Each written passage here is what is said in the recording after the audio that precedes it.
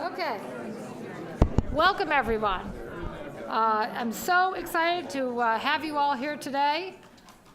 We have members of my energy policy class, and I see a lot of friends and friends of Rice and members of our energy forum, so it's really a pleasure to have this event today. So without further ado, I am going to invite Ronald Sass to come up and do the introductions. Dr. Sass is our fellow for global climate change, and we're going to be very quick here so we get to the main event. He is perhaps the world's expert on methane in agriculture and a highly accomplished ecologist and biologist. And it's always been a pleasure, incredible pleasure to work with him on amazing projects, including we have a class this year on sustainability in Alaska. So without further ado, I invite Dr. Sass to come to the podium.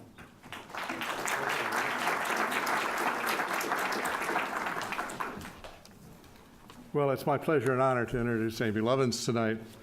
I think I'm supposed to go very lightly on this couple of pages I have here. So rather than tell you all of his many, many, many accomplishments, let me just read you a couple of paragraphs that he wrote in the Harvard magazine, because I think this is something which talks to all of us in the university and probably doesn't impinge on his speech at all, I don't think. So here we go. I subversively advise students that if their studies are so disparate their advisors can't discern a pattern, they're probably on the right track. Wonder in the bewilderness, go wild, mix thermodynamics with Chinese art history, with cultural anthropology, with naval architecture, and you'll learn how to learn. I tell students, a smart, motivated person can learn as much about almost any discipline in 6 months as most, but not all, practitioners know. I think that's probably about right. I encourage them to roam uninhibited across the entire range of learning, leaping the fences, walking on the grass. I mentioned that at 9 universities, I've taught only subjects I've never formally studied myself. And that my line of work requires picking up a couple of new disciplines a year, so that after several decades, everything reminds me, or will remind you, of something. Now, he ends the article with the hope that Harvard will become a place where responsible students in any year, anywhere in the university, can freely choose all their studies, and where integration is prized above reductionism. That is what the world needs. We are indeed fortunate this evening to have as our speaker Amory Lovins, who will give a presentation on his latest book, Reinventing Fire, the business trend transition beyond oil and coal. Please help me welcome Amory Lovins.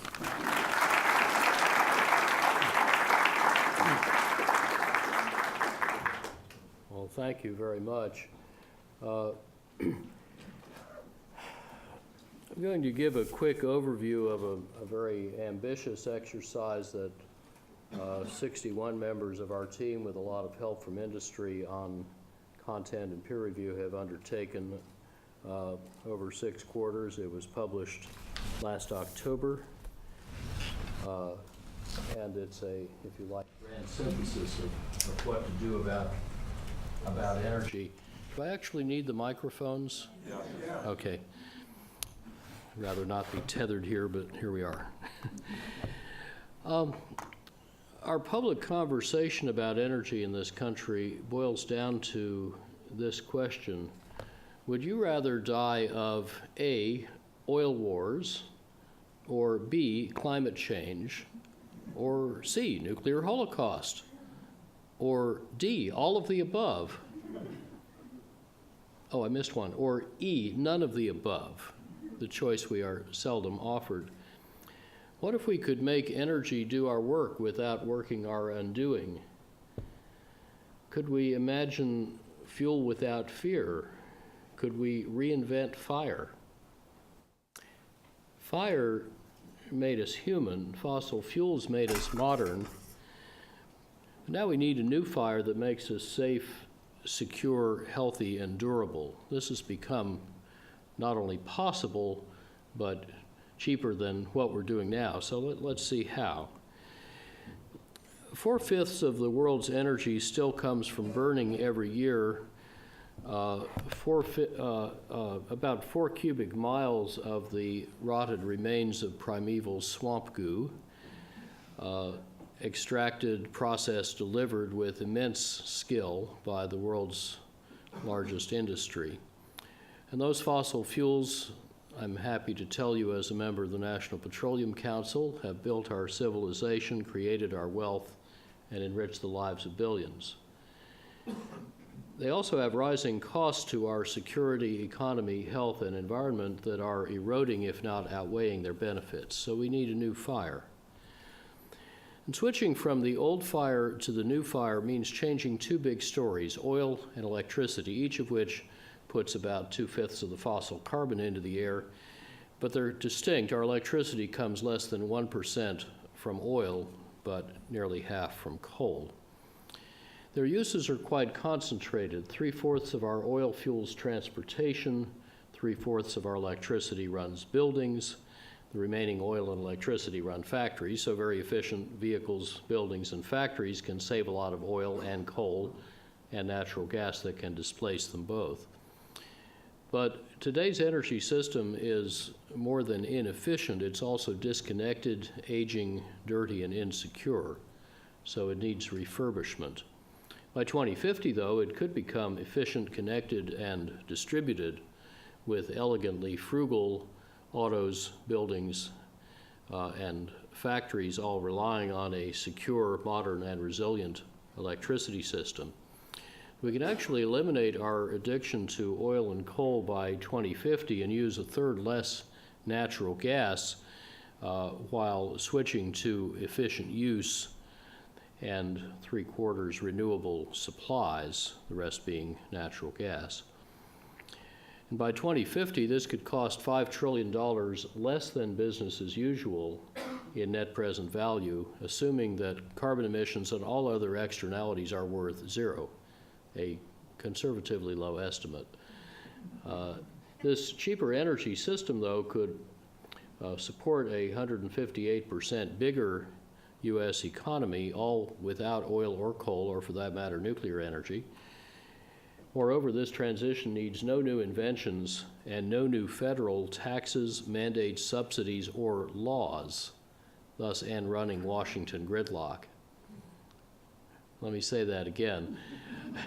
I'm going to tell you how we can get the United States completely off oil and coal, $5 trillion cheaper with no act of Congress led by business for profit. So this energy solution will be designed and driven by the C-suite, not by K Street. It uses our most effective institutions, private enterprise, co-evolving with civil society, sped by military innovation, to go around our least effective institutions. And whether you care most about profits and jobs and competitive advantage, or about national security, or about environmental stewardship and climate protection and public health, reinventing fire makes sense and makes money.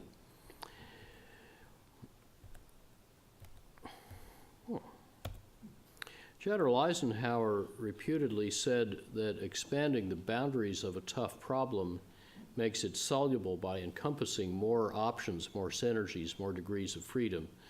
So in Reinventing Fire, we integrated all 4 energy-using sectors, transportation, buildings, industry, and electricity. And we also integrated 4 kinds of innovation, not just the usual 2, technology and public policy, but also 2 more powerful ones, design and business strategy. Those combinations yield a lot more than the sum of their parts, and they create some deeply disruptive business opportunities. Now, in truth, we would save a lot more than $5 trillion. For example, our country burns about $2 billion worth of oil a day, but that leaves out its hidden costs paid not at the pump, but through our taxes and our incomes. Those extra costs are at least $4 billion a day, or $1.5 trillion a year, in 3 roughly equal parts. The first $500 billion a year is sucked out of the economy, mainly by OPEC's monopoly pricing, which our oil dependence makes possible. The second $500 billion a day is the market value of oil price volatility, which imposes risk and cost on all oil users. And the third $500 billion a day is the readiness cost of military forces whose primary mission is intervention in the Persian Gulf. That's about 10 times what we pay for oil from the Gulf, and it rivals our total defense spending at the height of the Cold War. Of course, oil is also finite, despite enormous technical progress in finding and lifting it. The Pentagon is preparing to need no oil. The rest of us should too. We should get off the stuff just to enhance our security and save money at the pump, even if these hidden economic and military costs did not effectively triple the pump price and bring the total cost of oil to about 1/6 of GDP. Plus, we haven't counted this yet, any damage to health, environment, global stability, global development, or our nation's independence and reputation. Notice that our analysis counts none of that stuff, just avoidable market price. So where to start? Well, our mobility fuel goes 3/5 to automobiles, so let's start by making autos oil-free. 2/3 of the energy needed to move an automobile is caused by its weight, and every unit of energy you save at the wheels by reducing weight or drag saves 6 more units you don't need to waste getting it to the wheels, so it saves altogether 7 units at the tank. However, for the past quarter century, epidemic obesity has made our 2-ton steel cars gain weight twice as fast as we have. Fortunately now we have ultralight, ultra-strong materials like carbon fiber composites that can make dramatic weight savings snowball and can make autos simpler and cheaper to build. When you make autos lighter and more slippery, it takes less force to move them, so their engine gets smaller. And such vehicle fitness then makes electric traction affordable because you need 2/3 fewer batteries or fuel cells. Those things get smaller, lighter, cheaper, so the sticker price falls to about today's level, and of course the driving cost per mile is much lower to start with. So those innovations can together transform automakers from wringing tiny savings out of Victorian steel stamping and engine technologies to the steeply falling costs of 3 technologies, the ultralight materials, ways of making them into structures, and electric propulsion. And those 3 strongly reinforce each other. It's a lot better to have 3 strongly synergistic learning curves than just 1, like hybrids. And if you have just 1, you don't catch up with the people who have 3. Now, I think Clay's back there trying to catch up the slides to where we are. But basically, this shift to electric autos is going to be as game-changing as shifting from small refinements. That's the wrong screen. We need the, yeah, thank you. Let's see. It's like shifting from small refinements in electric typewriters to the dramatic Moore's Law-driven gains in computers. Of course, computers and electronics are now our biggest industry. Typewriter makers have vanished. So vehicle fitness opens up a new automotive competitive strategy that doubles the oil savings we expected over the next 40 years. And that also makes affordable the electrification that can save the rest of the oil. America could lead this next automotive revolution. However, the current leader is Germany. Is it possible to get rid of a lot of the lights on the screen, or all of them? Maybe kill the lights in the room largely? then we can actually see the screen. Thank you. Just take those all the way down. There's a flood on me that doesn't need to be there. Kill as many lights as we can. Thanks. So this is a 230-mile-a-gallon carbon fiber plug-in hybrid two-seater that Volkswagen announced last year they will be producing next year. And also last year, BMW announced mid-volume production next year of this carbon fiber electric car. They confirmed that its carbon fiber is paid for by needing fewer batteries. And they said, we do not intend to be a typewriter maker, because they can look across Munich to where Olympia used to make excellent typewriters. Audi claimed that it's going to beat them both by a year. Let's see if, can we get rid of any more lights? Try. Thank you. Okay, I got a BB gun or.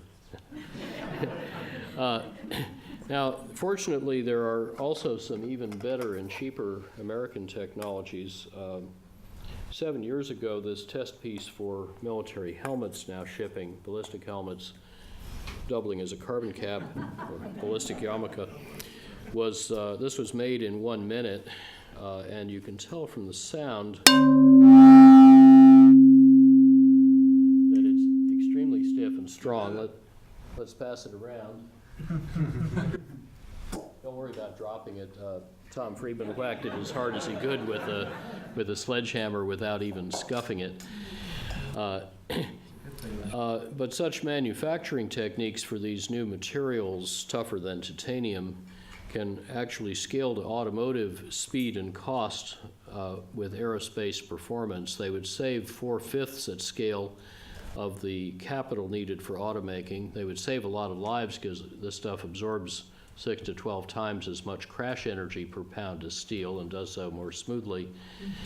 And the oil saving in the U.S. would be equivalent to finding 1.5 Saudi Arabias or half an OPEC by drilling in the Detroit Formation, our most prospective oil play.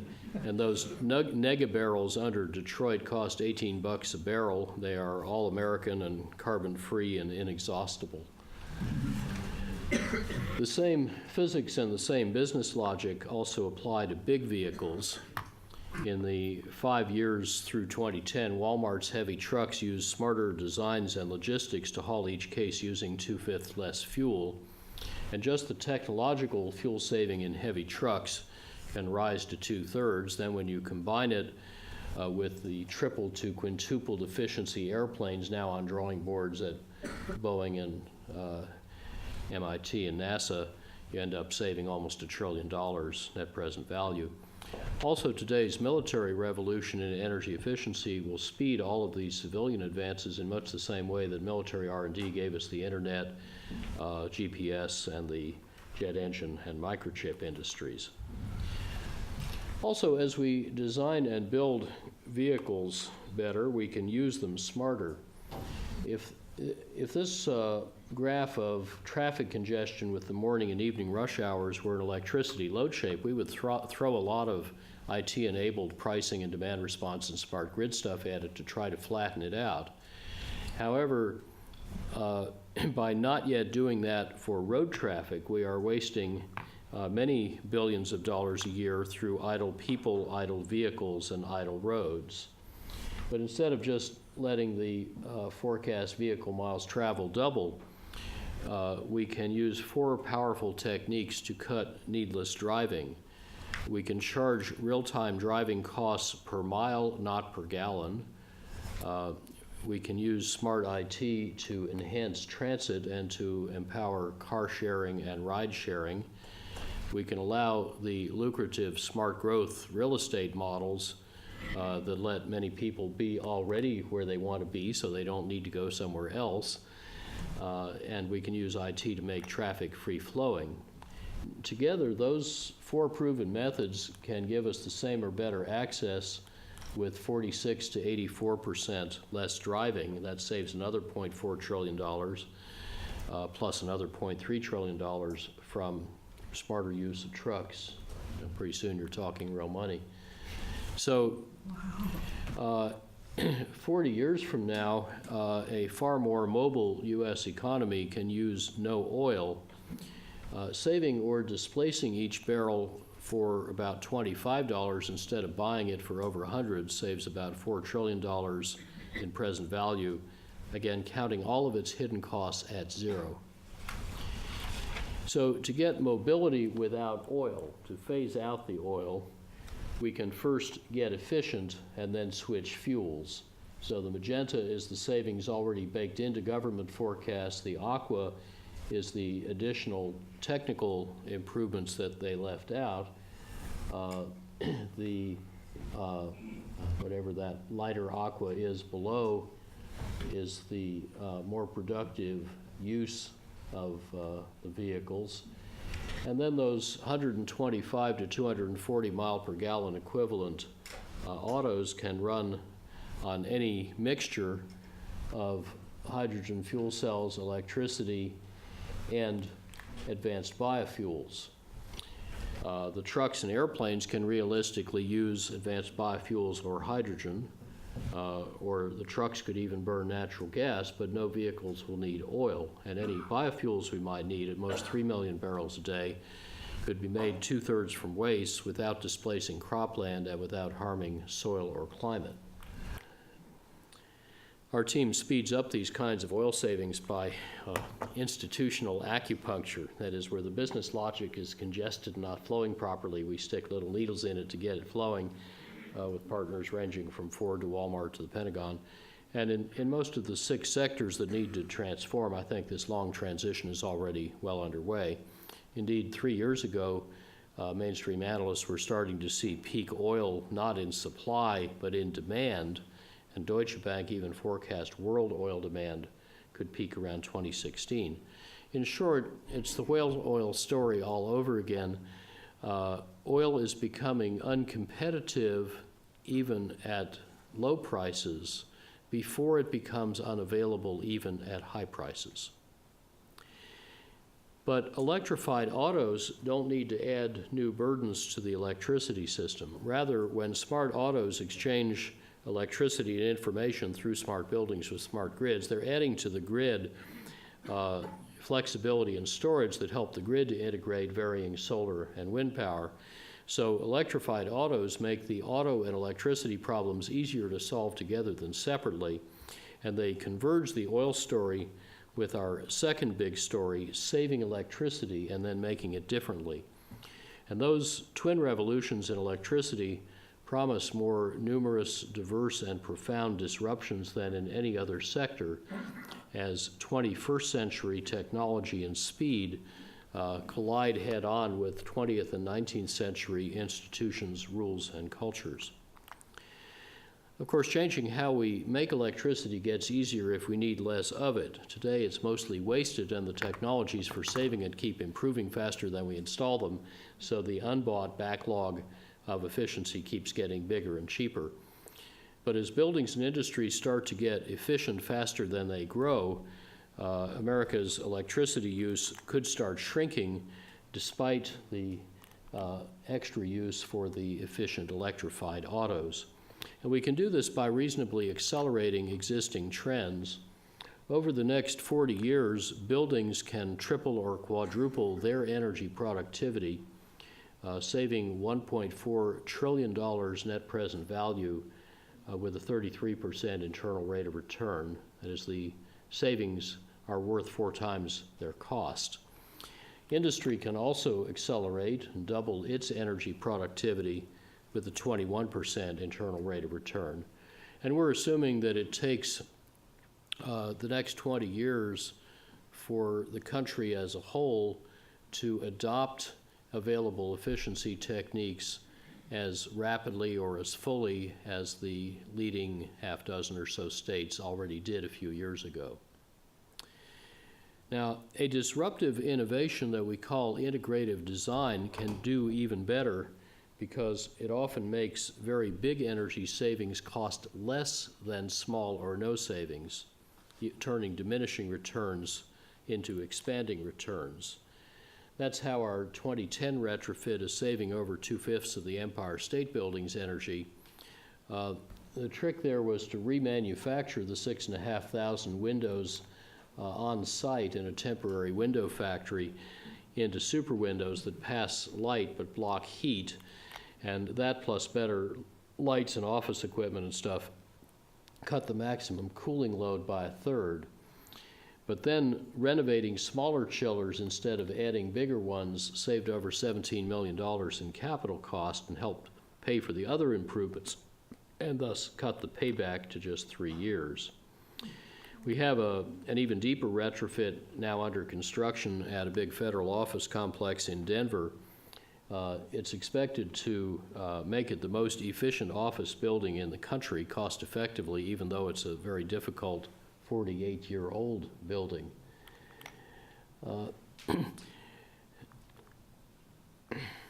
Now, my own house high in the Rocky Mountains, where temperatures used to dip down to minus 47F, minus 44C, helped to inspire 32,000 passive buildings in Europe that need no heating, have no heating equipment, but have about normal construction costs. And they don't need to look like this to work like this. Now, if we go into this atrium, then we find in the middle of the house a tropical jungle where we've grown 41 banana crops with no furnace. You can see crop 37 and crop 40 among the 5 that are ripening at the moment. The rest are further up. And in 1984, this house was saving 99% of its space and water heating energy, about 90% of the household electricity, half the water, all with a 10-month payback. And this design approach works in any climate, including eliminating air conditioning at up to 115F or 46C with no air conditioner, lower construction cost, better comfort. A friend in Bangkok built his house with similarly integrative design and reported he was using only 1/10 the normal air conditioning energy. I've been there. He had superior comfort, and his construction cost was exactly normal. The key is integrative design that gives multiple benefits from single expenditures. For example, this white arch across the top has 12 functions, but only 1 cost. There are similar opportunities for industry to increase the $500 billion of conventional energy savings. Dow, for example, has already captured over $9 billion of savings on a $1 billion investment. But there is a lot more to do. For example, 3/5 of the world's electricity runs motors, half of that runs pumps and fans, and those devices can all be improved, and the motor systems that turn them can save about half their energy by integrating 35 improvements that together pay back in about a year. But first, we ought to be capturing bigger and cheaper savings that are normally ignored and are not in the textbooks.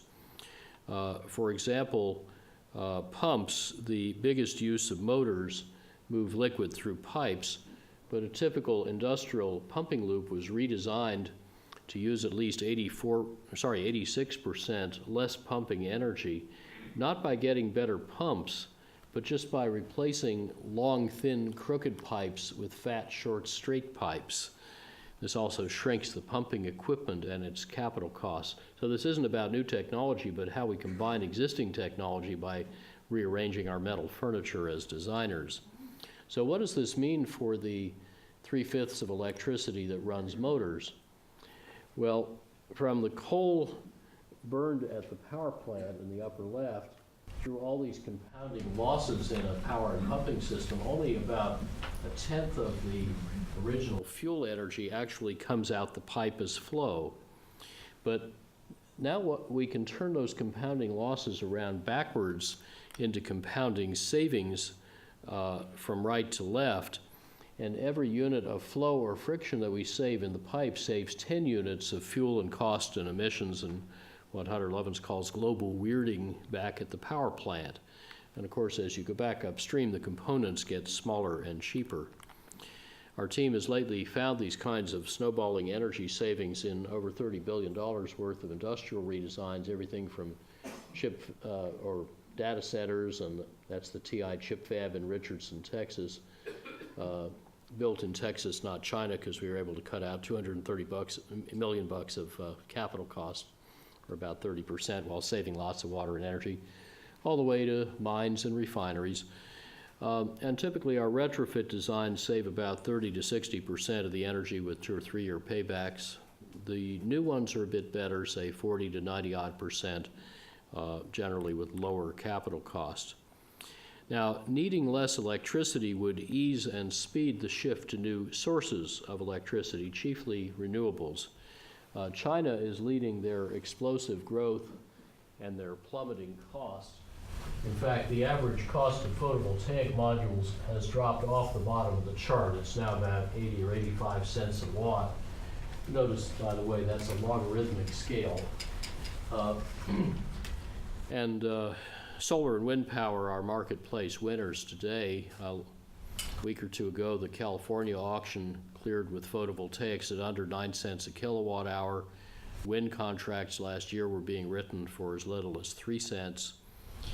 And this vibrant new sector could be a big part of our next economy. In fact, Germany already has more solar workers than America has steel workers.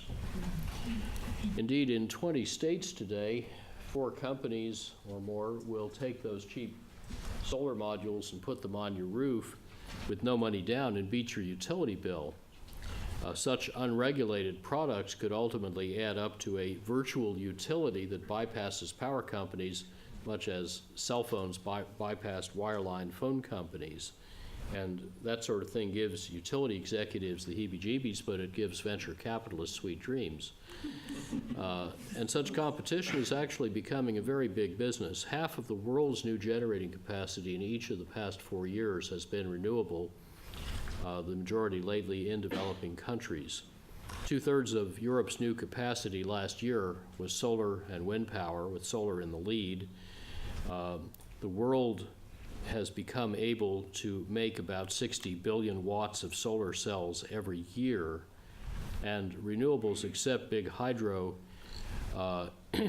last year added 84 billion watts and got $212 billion directly of global private investment, 260 or so billion dollars altogether. The previous year, these non-hydro renewables had surpassed nuclear power's total installed capacity, and its dwindling net additions, trending down, then turned negative after Fukushima. In fact, global orders for both nuclear and coal plants continue to fade because they cost too much and they have too much financial risk to interest investors. In this country, no new nuclear plant has been able to raise any private construction capital, despite 7 years of being offered 100% or more subsidies, even though the first 3 of those years they had the most robust capital markets and political support in history. In the first 4 years, they also had costly natural gas. So without new nuclear build, how are we going to displace the hundreds of old coal plants that make 40-odd% of our electricity? Well, efficiency and gas can displace them all at less than their operating cost. Efficiency, gas, and renewables can displace them all over 23 times at below their replacement cost, but we only need to displace them once. We're often told, though, that only the coal and nuclear plants can keep the lights on because they're 24/7, while wind power and photovoltaics are variable and hence supposedly unreliable. But actually, there's no such thing as a 24/7 power plant. They all break. And when a big plant fails, you just lost 1,000 megawatts in milliseconds, often for weeks or months, often without warning.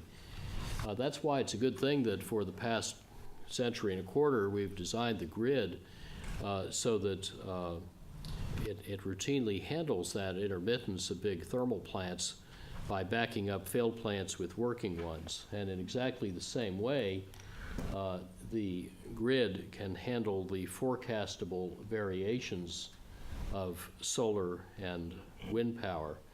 So whether on a continental scale like the US or Europe, or smaller areas embedded within it, renewable largely or wholly renewable power can be highly reliable when it's forecasted, integrated, and diversified both by type and by location. Let me give you an example from the more or less Texas grid called ERCOT, which is isolated, of course. The forecast 2050 summer electric loads can get a lot smaller and less peaky using efficiency that the National Academy has found to be highly profitable. And then we can add wind power and solar power, enough to make 86% of the annual electricity. Then we can get the other 14% from dispatchable renewables, all the rest, like geothermal, small hydro, solar thermal electric, or, for example, burning feedlot biogas in existing combustion turbines. Now, you notice this still doesn't quite match the load curve, and at times you have a lot more than you need. So let's now add ice storage, air conditioning, and distributed storage in the electrified autos using smart charging and discharging, which then occurs when you need the power. You get it back from the ice storage or the autos. And then the last bits are filled in by unobtrusive demand response that you don't even know is going on, and when you get all done, all the moving parts fit together properly. And you notice this did not need bulk storage. That's a sixth way to do it, but in general more expensive than the ones I've mentioned. And some utilities around the world are already doing this kind of choreography of variable renewables on a rather large scale. In 2010, 4 German states were 43 to 52% wind powered, and Portugal was 45% renewable powered, Denmark 36%, and now there's enough experience with this in Europe to support a transition over decades to largely or wholly renewable electricity for the whole European Union. Now, in America, we have this aging, dirty, and insecure electricity system that has to be replaced anyway by 2050, and it turns out that whatever we replace it with is going to cost about $6 trillion net present value. Whether we buy more of what we've got, or new nuclear build and so-called clean coal, or renewables that could be centralized or more distributed. But those 4 futures with almost identical costs differ profoundly in their risks around national security, fuel, water, finance, technology, climate, and health. For example, our over-centralized grid is vulnerable to cascading and potentially economy-shattering blackouts caused by solar storms, bad space weather, or by other natural disasters, of which you've had your share, or even by cyber or physical attack. But that blackout risk disappears, and all the other risks are best managed with distributed renewables reorganized into local microgrids that normally interconnect but can stand alone at need. So they can split apart fractally and then reconnect seamlessly. My house does this, so it never goes off. This is where the Pentagon is headed with its electricity supply, because they need their stuff to work. But of course, so do the rest of us whom they're defending. And pursued nationwide at about the same cost as business as usual, this resilient grid architecture would maximize national security, customer choice, entrepreneurial opportunity, and innovation. Together, efficient use and diverse dispersed renewable supply are starting to transform the whole electricity sector. Traditionally, utilities bought a bunch of big coal and nuclear plants and typically a lot of big gas plants and maybe a little efficiency in renewables. And those utilities were rewarded, as they still are in 36 states, for selling you more electricity. However, today, especially where regulators instead reward cutting your bills, the market is shifting massively to efficiency, renewables, cogeneration, demand response, ways to blend them all together reliably with less transmission and little or no bulk electricity storage. So our energy future is not fate but choice, and that choice is very flexible. For example, back in 1976, government and industry all insisted that the energy needed to make $1 of GDP could never go down. So it was considered heretical when I suggested in an article in Foreign Affairs that it could actually go down several-fold. That is what happened. It's dropped by half so far. And now with more powerful technologies, integrative design, and maturing delivery channels, we could get another threefold drop in energy intensity, even cheaper. So to solve the energy problem, we just needed to enlarge it. And the results may at first seem incredible, but as Marshall McLuhan said, only puny secrets need protection. Big discoveries are protected by public incredulity. Now, combine the electricity and oil revolutions, and you have the really big story, reinventing fire. With the, in white, the savings baked into the government forecast. In purple, the additional efficiency we found based largely on National Academy work. The more productive use of vehicles here. A quintupling of renewable supply. Gas would keep the same share, but the absolute amount would go down by about a third. The nuclear plants would gradually retire, and the coal and oil would phase out in favor of cheaper alternatives. So this is a future where business, enabled and sped by smart policies in mindful markets, can lead the United States completely off oil and coal by 2050, saving $5 trillion, growing the economy 2.6-fold, strengthening our national security, and by eliminating the oil and coal, incidentally reducing fossil carbon emissions by 82 to 86%.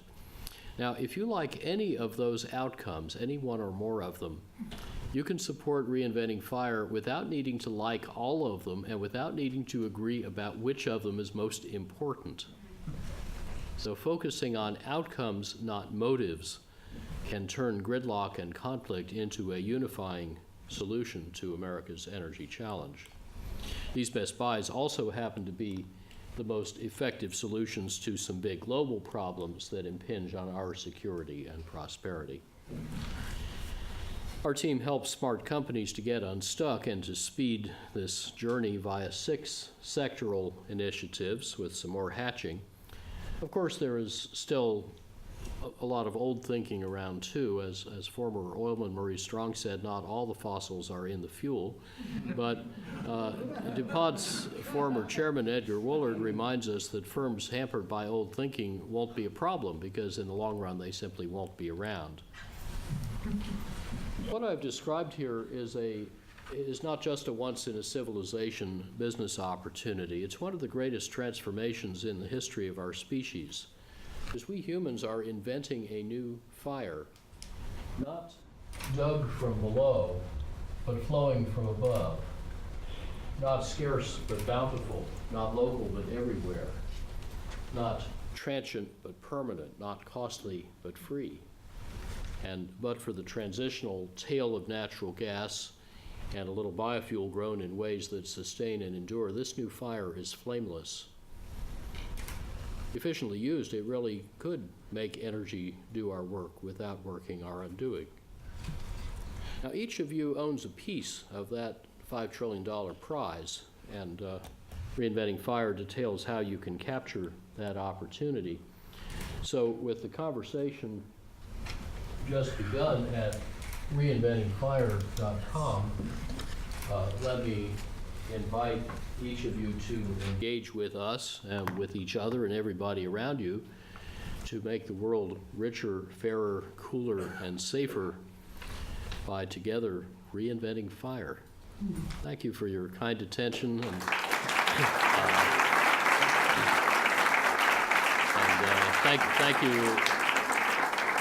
thank you also to the AV crew for finally getting the slides working. We're a little slow, but we got through. Could you have time to answer some questions? We can do about 5 minutes of questions. Okay, Yeah, about I'm sorry. 5 minutes for the questions. Anyone? Yes? Dr. Criswell has suggested solar energy from the moon, and I wondered how our speaker feels about that. Solar energy from the moon. Space solar. Oh, well, we get plenty of sun. I mean, the sunlight falling on the Earth in about 70 minutes is equivalent to the energy that everybody in the world uses in a year. So you don't need to capture very much of it or very efficiently to meet all our needs many times over. So I'm not sure why reflecting more from the moon would be helpful. But perhaps you could drop me a note at ablovins@rmi.org to confuse me on a higher level about what I missed in that. Yes, sir. What do we need to do to get our federal and state governments involved to encourage and hasten this? Because To encourage. we have this huge amount of natural gas, and now it's such a glut that we're stopped drilling. So what does that do? It increases unemployment. What does that do? It decreases tax revenue. It seems to me that the country has no leadership, no guidance. What would you suggest?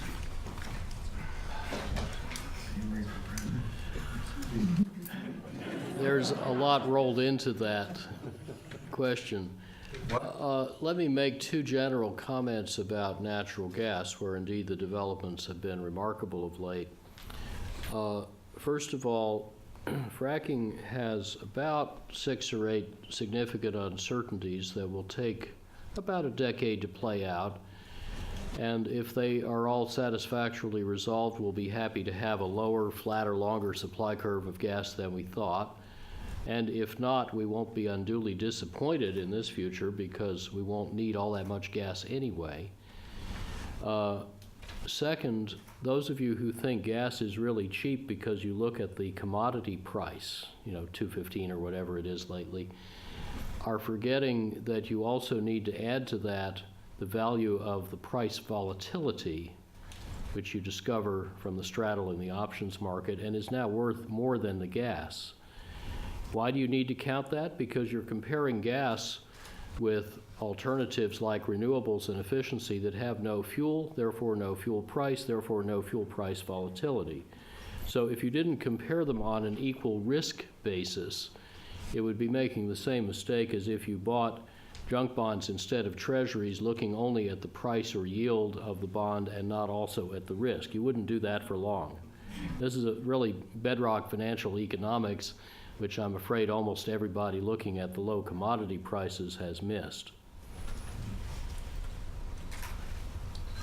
Do you have an estimate on the area needed to provide the energy for the solar and the wind? Yes, it is very small. And I actually have a peer-reviewed paper on this in Electricity Journal recently called Renewable Energy's Footprint Myth. In round numbers, let's say a nuclear and photovoltaic system, counting the whole system, have the same land intensity. PVs are actually a little bit lower.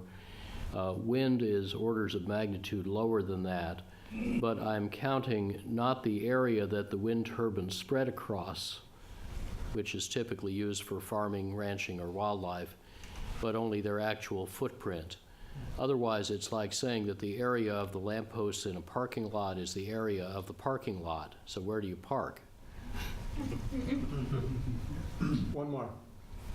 And by the way, to give you a round number, if you had a square 70 miles on a side, half covered with photovoltaics in Nevada, that would meet the country's annual electricity needs, but you wouldn't actually do it that way.